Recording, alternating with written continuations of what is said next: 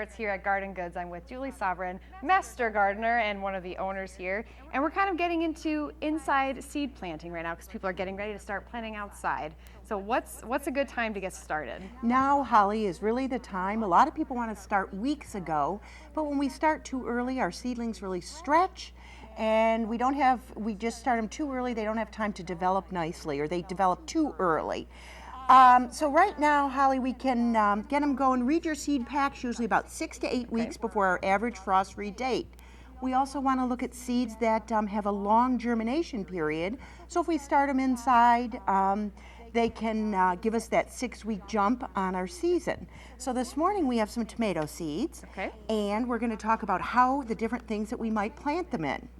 And one of our favorite things that's fun, it's called a little pellet. And this is a hard compressed soil cube, and we've added water to it, and it grows. Puffs up, into a nice little spongy pot. What's nice about this is that it can go directly into the ground, and we don't have to transplant our seed and disturb our roots. So once we add water to it, we're gonna just maybe pull the netting back just a little bit and sow our seeds. This seed wants to go about 1/8 of an inch deep. Oh, I'm not good at measuring. Well, it's not a very deep seed, and we'll just go ahead, poke it down in there just a little bit. Should I still be able to see it, or should it be all covered? Yeah, just a little bit, maybe just a light covering on it, because we're going to want to let it poke up through there. And you can sprinkle just a touch of that dirt across the top there. But if you Starting my inside seed planting. Right. And And if you don't use those, we can use our seed starting trays. And this is it's called a propagation flat under here. It has no drainage holes in it. So once we've started our little pellet, we can put it in there, and we can keep it nice and moist without getting water on our counters. Easy as that. That's it. Once we start them and get them going, we'll want to put a humidity dome on the top, which helps keep the moisture in. And we'll kind of water them, but it'll make them nice and moist. And when we get germination, the dome should come off, or we'll keep too much moisture in there. Another good tip, Holly, is a heating mat. Goes under your seed tray, and it'll help warm our air temperatures by about 10 to 20 degrees. Wow. So we get better rooting and better germination with that. Lots of great tips for when you're starting your inside seed planting, getting ready to take it outside when this frost is finally over. So coming up at the next half an hour at 6:30, we'll learn about the right sort of light to use for your plants. We're live at Garden Goods with Julie Sovereign, one of the master gardeners. I'm Holly Baker, 7 and 4 News. Yeah.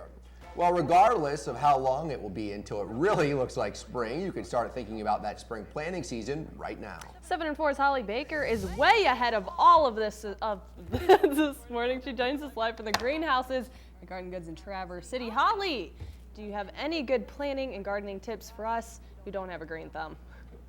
Megan, I've got tons of great tips for you. Spring is here, sort of, but if you're thinking about planning ahead, or in this case, planting ahead, the time is now. I'm here at Garden Goods with Julie Sovereign, one of the experts and master gardeners. And one of the things that a lot of people struggle with is watering their plants. Too much water, not enough water. How do we find the right balance?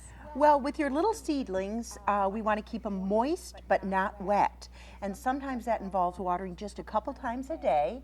And a lot of times a spray bottle is a good way where we don't disrupt the seedlings, but we apply just enough water to them. So once we've kept them nice and moist but not over wet, we want to start thinking about our light.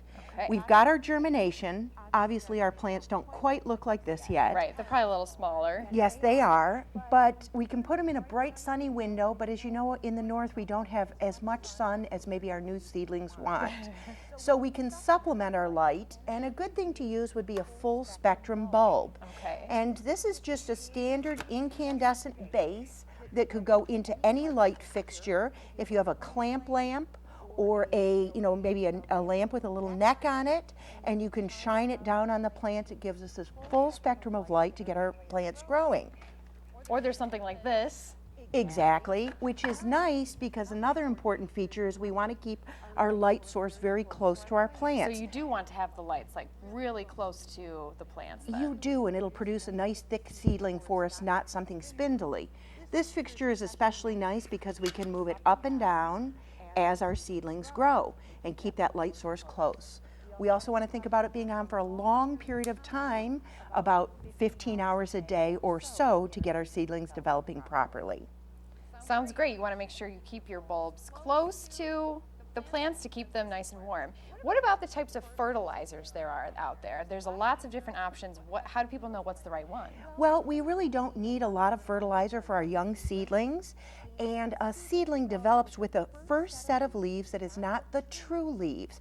So when the second set of leaves develop, you'll notice that it looks much more like what your plant is going to look like when it matures, and that's the time we can start applying a mild fertilizer. We like to recommend an organic fish fertilizer that gives you small amounts of nitrogen, phosphorus, and this one has no potash in it, but just very mild nutrients, but it has all of your micronutrients. It's a great thing to use. Sounds great. All right, and then one last quick question for people who are wanting to get started in gardening, and let's say they've got nothing. What's the greatest way to come in and start? They'll say, I've got nothing. Can they just get like some seeds in a pot? What do they need? They can get seeds, pot, a good soil. We can tell them how to get started and how to be successful with it, and we can work with the natural sunlight that we have. Sounds great. Everything you need to get started for your spring garden is here at Garden Goods, where I'm live in Traverse City. Holly Baker, 7 and 4 News.